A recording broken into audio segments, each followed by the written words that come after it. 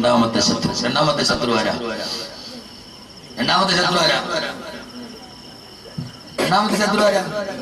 ഇബ്ലീസ് അല്ലേ? ഇബ്ലീസ് മൂന്നാമത്തെ, ഏറ്റവും ലാസ്റ്റ് ഇബ്ലീസിനെ പറഞ്ഞു.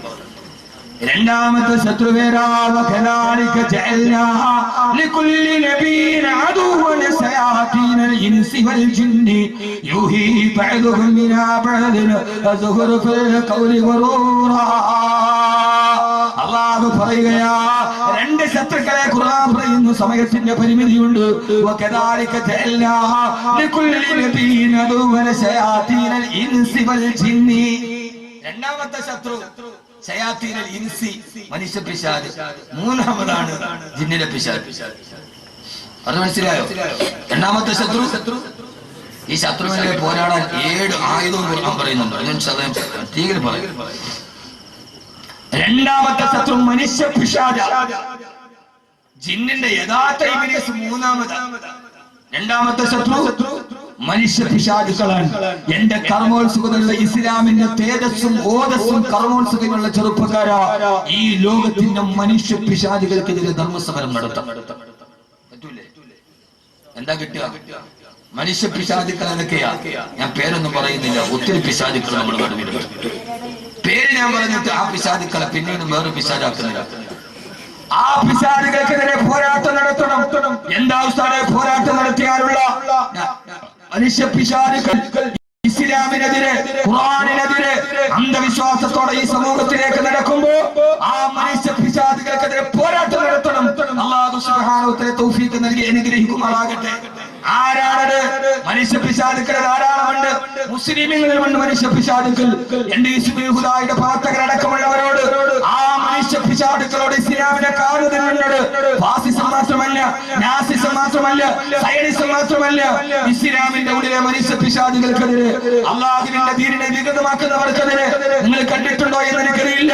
അള്ളാഹുവിന്റെ വഹദാനിയത്തിനെ പറഞ്ഞുകൊണ്ട് ലോകത്ത് ജീവിച്ചിരുന്ന ഔലിയാക്കളുടെ ആണ്ട് നേർച്ചയുടെ പേര് പറഞ്ഞ് കലാപ്രസംഗവും ഗാനമേളയും നടത്തുന്ന മനുഷ്യ പിശാചുക്കൾ. ഈ അടുത്ത സമയത്ത് ഞാൻ അടൂര് പോയപ്പോ ഒരു പേപ്പർ എന്റെ കയ്യിൽ കിട്ടി. എന്റെ ഓർമ്മ ശരിയാണെങ്കിൽ കളമല പള്ളിയിലാണെന്നാണ് ഓർമ്മ. രാവിലെ മക്കാ സിയാറത്ത്, 10 മണിക്ക് കൂട്ടപ്രാർത്ഥന, 11 മണിക്ക് വിധു പ്രതാപിന്റെ ഗാനമേള. ആരുടെ പേരിലാണോ ഇത്? ആരാ നടത്തുന്നത്? നമ്മുടെ നാട്ടിൽ ധാരാളമായി. ഇതിന്റെ പേരിൽ എന്റെ ഇസ്ലാമീത് പുറത്താക്കിയാൽ എനിക്ക് യാതൊരുവിധ പ്രശ്നങ്ങളുമില്ല. ആരെങ്കിലും ഇമാമികളെ അനുസരിക്കാത്ത, ഖാദിമാരെ അനുസരിക്കാത്ത, അഹ്ലുസ് സുന്നത്ത് വൽ ജമാഅത്തിന്റെ പണ്ഡിതന്മാരെ അനുസരിക്കാത്ത ഏതെങ്കിലും കമ്മിറ്റി അംഗങ്ങളോ മക്കബറ കൊണ്ട് ജീവിക്കുന്ന ഭിക്ഷാന്തരികളോ ഏതെങ്കിലും ചെയ്തു കുട്ടിയാൽ അതിന് പണ്ഡിത സമൂഹമോ പണ്ഡിത സഭയോ ഉത്തരവാദികളല്ല. ഇവിടുത്തെ ഉൽപ്പതികൾ ഇത് പറഞ്ഞിട്ടാണ് മുതലെടുക്കുക. എന്റെ പ്രിയപ്പെട്ട ചെറുപ്പക്കാരെ, ഈ ഏറ്റവും വലിയ മനുഷ്യ പിശാചുകൾക്കെതിരെ പോരാടാൻ നമുക്ക് കഴിയേണ്ടതുണ്ട്. എത്ര മക്കബറകൾ അല്ലാഹു നമുക്ക് ബോധം തരട്ടെ. നിങ്ങൾ തന്നെ തുറച്ചു നോക്കണം. സത്യം ആരേലും പറയണ്ടേ? തുണിയില്ലാതെ രാജാവ് ഓടിയപ്പോൾ ചുറ്റുപാട് കൂടി നിന്ന് മുഴുവൻ ആളുകളും പറഞ്ഞു കൊള്ളാം, അടിപൊളി.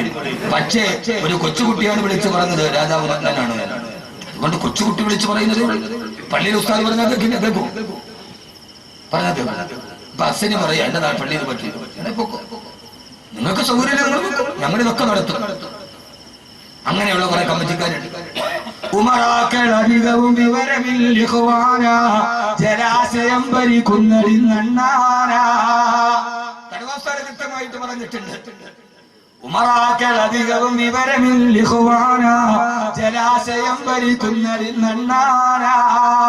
അള്ളാഹുവിനെ പള്ളി വിളിക്കുന്നവൻ അണ്ണാ ജലാശയം ഭരിക്കാൻ തുടങ്ങി. വരുമാനത്തിനേട് തോന്നിവാസവും. പള്ളിയിലെ സത്യം പറഞ്ഞപ്പോ ലോകത്ത് ഗ്യാരണ്ടി ഇല്ലാത്ത 2 സാധനമേ ഉള്ളൂ. ഒന്ന് നമ്മുടെ റൂഹും, മറ്റൊന്ന് വലിയൊരു ജോലി. ഏത് സമയത്തും പോകാം, പറ്റില്ലേ പോയിക്കൊള്ളുക. ഖുർആൻ പറഞ്ഞതുപോലെ ഖാലൽ മലഉല്ലദീന ഇസ്തക്ബറൂ മിൻ ഖൗമിഹി ലനുഖരിജന്നക യാ ശുഐബ് വല്ലദീന ആമനൂ മഅക മിൻ ഖറിയത്തിനാ ഔ ലതൗലദുന ഫീ മില്ലത്തിനാ.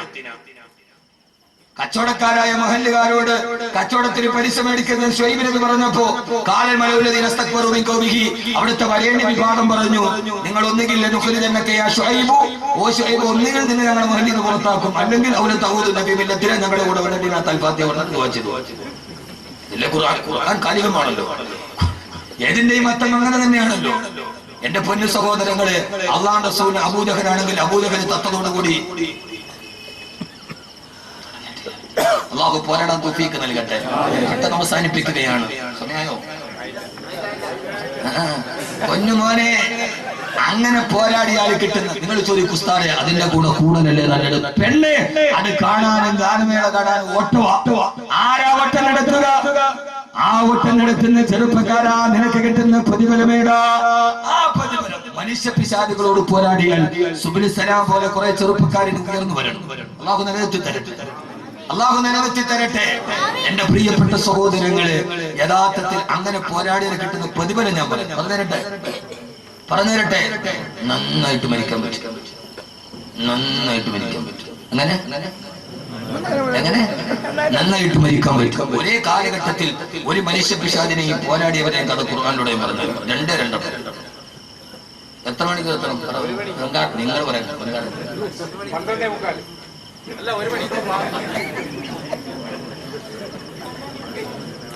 അഭിപ്രായ വ്യത്യാസം കാരണം തീരുമാനം പോളിറ്റ് ബ്യൂറോയ്ക്ക് ഞാൻ തന്നെ ആ സമയത്താണ് നിങ്ങൾ ഇവിടേക്ക് ഗൗരവത്തോടെ ഇനി കേൾക്കുക. ആ സമയത്താണ് ഒരേ കാലഘട്ടത്തിലെ മനുഷ്യ പിശാചുക്കളും പോരാട്ട വീര്യം നടത്തി സമരപ്പറമ്പിലെ ഏറ്റവും വലിയ ആദർശത്തിന്റെ കാവളം മുടക്കി ആധുനിക ലോകത്തിന്റെ ആദർശത്തിന്റെ വക്താക്കളുടെ കഥ പറയുമ്പോ നിങ്ങൾക്കറിയുമല്ലോ, ലോകം കണ്ട ഏറ്റവും വലിയ മനുഷ്യ പിശാചാണ്, ലോകത്തിലെ ഏറ്റവും വലിയ മനുഷ്യ പിശാചാണ്. ആ പിശാചിനെ കാണാനാ പോയി. ഈജിപ്തിലുണ്ട്, അയാളെ കാണാൻ പോയി. ഈജിപ്തിലെ നാഷണൽ മ്യൂസിയം മുഴുവനും കാണാൻ $2 മതി. ഈ പിശാചിനെ കാണാൻ $20. ഈജിപ്തിലെ നാഷണൽ മ്യൂസിയം മുഴുവൻ ചുറ്റിക്കാണാൻ $2 മതി. ഈ പിശാചിനെ കാണാൻ $20 വേണമെന്ന് പറഞ്ഞ കാവൽക്കാരൻ. ഞാൻ പോയി കണ്ടു. പോയപ്പോ ഞാൻ വിചാരിച്ചത് ഇവൻ ഏതാണ്ട് ഇവൻ വർത്താനമൊക്കെ കേൾക്കുമ്പോ ഒരു 60 അടി ഉണ്ടെന്നാണ് വിചാരിച്ചത്. പോയി നോക്കുമ്പോ കണ്ണാടിച്ചിട്ട് ഒരു 5 അടി 10 അടി ഉള്ളു. പച്ച ഉണക്കക്കമ്പിൽ ടാറ് തേച്ചത് മാതിരി കിടക്കുന്നുണ്ട് ആ മനുഷ്യൻ ഈജിപ്തിലെ നാഷണൽ മ്യൂസിയത്തിൽ. എവിടെ? ഈജിപ്തിലെ നാഷണൽ മ്യൂസിയത്തിൽ. ആരാട്?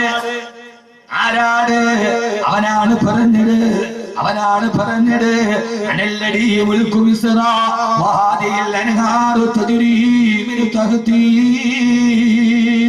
ഈ നൈൽ പോലും ഒഴുകുന്നത് എന്നോട് ചോദിച്ചിട്ടാണടാ. എന്നോട് ചോദ്യം ചെയ്യാൻ നീ ആരടാ? ആരാ ചോദിച്ചത്? പണ്ഡിതന്മാരെ പറയുമ്പോ, ഒരു കൂട്ടം ചെറുപ്പക്കാര് പറയുമ്പോ, ഞങ്ങളാണ് ഇവിടുത്തെ ഭരണാധികാരികൾ, ഞങ്ങളാണ് പണക്കാർ. ഞാൻ പറഞ്ഞിട്ടാണ് ഈ നാടനങ്ങനെ പറഞ്ഞ ഫറോവയാണ്. അല്ലാഹുവിൽ വിശ്വസിക്കണേ ഫറോവ, പരലോകം വരും ഫറോവ എന്ന് മൂസാ നബി പറഞ്ഞപ്പോ ഫറോവയ്ക്ക് മനസ്സിലായില്ല. അവസാന ചങ്ങടിൽ കിടന്നിട്ട് ഉപ്പുവെള്ളം തന്റെ അണ്ണാക്കിലേക്ക് കയറിയപ്പോ ഫറോവയ്ക്ക് മനസ്സിലായി, ധാരണകളെ തെറ്റിപ്പോയി. ആ സമയത്താണ് ഫിറഔൻ പറയാൻ പോയത്, ആമന്തു ലാ ഇലാഹ ഇല്ലല്ലദീ ലാ ഇലാഹ ഇല്ലല്ലാഹ് പറയാൻ പോയപ്പോ എന്താ സംഭവിച്ചതെന്നറിയോ? ഫഅഖദഹുല്ലാഹു നകാല ആഖിറതി വൽ ഊലാ. ജിബ്രീൽ വന്ന് തൊണ്ടക്കുടിയിൽ പിടിച്ചിട്ട് പറഞ്ഞു, ഇനി പറയണ്ടടാ, പറയാനുള്ള സമയം കഴിഞ്ഞു പോയി. എത്ര ആളുകൾ നിങ്ങളോട് തിരുത്തി തന്നനാണ്. ഈ ആഭാസം പാടില്ല, ഈ അശ്ലീലത പാടില്ല, ഈ അനാവശ്യം പാടില്ല, ഈ ആവർത്തനം പാടില്ല എന്ന് പള്ളിയിലെ കാളിയാരും പള്ളിയിലെ ആലിമീങ്ങളും പറഞ്ഞപ്പോ പുച്ഛിച്ച് തള്ളിയവര് നന്നായിട്ടും മരിച്ചില്ലടോ ഫറോവ, നന്നായിട്ടും മരിച്ചില്ല ഫറോവ. ലാ ഇലാഹ ഇല്ലല്ലാഹ് പറയാൻ പോയപ്പോ ഫഅഖദഹുല്ലാഹു നകാലൽ ആഖിറതി വൽ ഊലാ. ഈ ആയത്തോടുമ്പോ ഇനി ഓർമ്മ വേണം. ജിബ്രീൽ വന്ന് അണ്ണാക്കിൽ കുത്തിപ്പിടിച്ചിട്ട് പറഞ്ഞു, സക്കറാത്തിന്റെ വേദനയിൽ കെളിമ പറയാനോ വേണ്ട. ചെങ്കടലിലേക്ക് ചത്തുപോയി ഫറോവ. 40 വർഷങ്ങൾ കഴിഞ്ഞപ്പോ, 400 വർഷങ്ങൾക്ക് ശേഷം ഫറോവയെ കണ്ടെടുക്കപ്പെട്ടു. അവസാന പസഫിക് മഹാസമുദ്രത്തിൽ സമുദ്ര ഗവേഷകർക്ക് ഒരു മുടിക്കെട്ട് കിട്ടി. ആ മുടി ഇപ്പോഴും മ്യൂസിയത്തിലുണ്ട്. ഇന്റർനെറ്റിൽ പരസ്യം ചെയ്തു, ഒരു മുടി കിട്ടിയിട്ടുണ്ട്, ആരുടെ അറിയില്ല. അങ്ങനെയാണ് ഈജിപ്ഷ്യൻ ഗവൺമെന്റ് വാങ്ങിച്ചത്. ഫറോവയുടെ തലയുടെ മറുഭാഗത്ത് ഫറോവയുടെ തലമുടിയടക്കം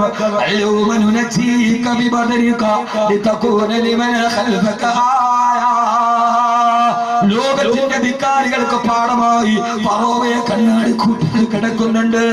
വിശുദ്ധ ഖുർആൻ ഫറോവ ചത്തത് ഏറ്റവും ഭീകരമായ മരണമാണ്. എന്നാ ഈ മനുഷ്യ പിശാചിനെതിരെ പടനയിച്ച ആളാണ് ബഹുമാനപ്പെട്ട കലീമുല്ലാഹി മൂസ. കലീമുല്ലാഹി മൂസ. മനസ്സിലാവുന്നുണ്ടോ ഞാൻ പറയുന്ന വിഷയം? മനസ്സിലാവുന്നുണ്ടോ? ഇവിടെ പിശാച്, ഇവിടെ മൂസ. നമ്മൾ ആരാവണം? കാലത്തിന്റെ മൂസ. നമ്മൾ ഫിറൗനാവരുത്. നമ്മളിപ്പോഴും ആരാ? നമ്മള് ഫിറൗൻ. ആരടാ? ഞാൻ ആദ്യം പറഞ്ഞ ആളാരാ? ഫറോവേ. ഇപ്പൊ നമ്മളാരാ? എനിക്കപ്പുറത്തേക്ക് ആരാ? ഉയരാണെങ്കിൽ മുക്കരിയാണെങ്കിൽ ദേവാലയത്തിന് മത്താഫി തവാഫി ഉംറയുടെ വസ്ത്രം ഇട്ടായിരുന്നു, ഇഹ്റാമിന്റെ വസ്ത്രം. രണ്ട് ആചാര്യന്മാർ ഒരു വഴക്കുണ്ടായി. പോയ പള്ളിയിൽ അമീറായ ഉസ്താദ് പറഞ്ഞു, വഴക്കുണ്ടാക്കല്ലേ, ഹറമാണ്, ഉടുത്തിരിക്കുന്ന വസ്ത്രം മതി. എന്തോന്ന് ഹറം? അവിടെ ചെന്നാലും നമുക്കൊന്നും പാടില്ല. ഈ അനാനിയത്ത് പറഞ്ഞാൽ എന്നതിന്റെ അർത്ഥം എന്താ? ആ ഹജ്ജിന് പോയ ആള് അവൻ പള്ളിയിൽ വെള്ളിയാഴ്ച പൊക്കണ ആള്. അവിടത്തെ ഫറോവേ ഫിറൗൻ അബൂജഹലും ചത്തെങ്കിലും ലോകത്ത് പിന്നെയും വരൂലേ? വരുവോ? ആര് പറയണല്ലേ? ഖുർആൻ പറഞ്ഞു, വകദാലിക ജഅൽനാ ലികുല്ലി ഖറിയത്തിൻ അകാബിറ മുജ്രിമീഹാ ലിയംകുറൂ ഫീഹാ. ഖുർആൻ ഫീ കുല്ലി ഖറിയത്തിൻ അകാബിറ, ഓരോ ഗ്രാമത്തിലും ഒരു കിബറുള്ളവനുണ്ടാവും. അവനാണ് അബൂജഹൽ അല്ലെങ്കിൽ ഫിറൗൻ. ഹജ്ജിന് പോയാലും ആവില്ല. ചില ആളുകൾ ഹജ്ജിന് പോയാൽ ഒന്നുകിൽ അയാൾ നന്നാവും, ഇല്ലെങ്കിൽ രണ്ടാമത് കഅബ ഒന്നുകൂടെ കഴിവേണ്ടി വരും. രണ്ടാലൊന്നും നടക്കും. അവിടെ പോയാലും മാറൂല. ഞാൻ അനുഭവസ്ഥനാ. 204 പേരെ കൊണ്ട് ഹജ്ജിന് പോയ അമീറാണ് ഞാൻ. അന്ന് ഞാൻ തീരുമാനിച്ചു, ഇൻഷാ അല്ലാഹ് ഇന്ന് അമീറായിട്ട് പോകില്ല. ഞാൻ എന്റെ അനുഭവത്തിൽ നിന്നാ പറയുന്നത്. നിങ്ങൾ ചോദിച്ചു നോക്കാം, ഹജ്ജിന് പോയ ഒരു അമീറായിട്ട് പോയവരോട് ചോദിച്ചു. പക്ഷെ എന്താ ഹറം ഒരു വിഷയമല്ല. എന്നാ മറുഭാഗത്ത് ഫിർഔൻ പറഞ്ഞു, മരിക്കാൻ നേരത്ത് ലാ ഇലാഹ ഇല്ലല്ലാഹ് പറയാൻ ശ്രമിച്ച ആളാണ് ഫിർഔൻ.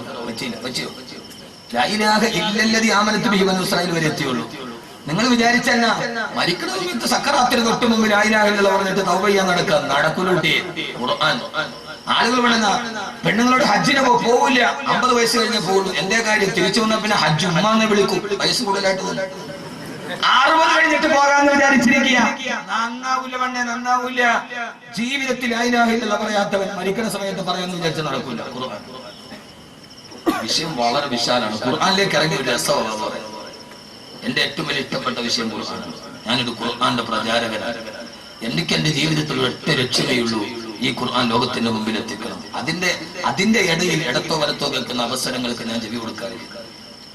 അതിന്റെ ഇടയിൽ ആ ലക്ഷ്യത്തിലേക്കുള്ള പോക്കിന്റെ ഇടയിൽ ഇടത്തുനിന്നും വലത്തുനിന്നും കേൾക്കുന്ന അവശബ്ദങ്ങൾക്ക് ഞാൻ ചെവി കൊടുക്കാറില്ല.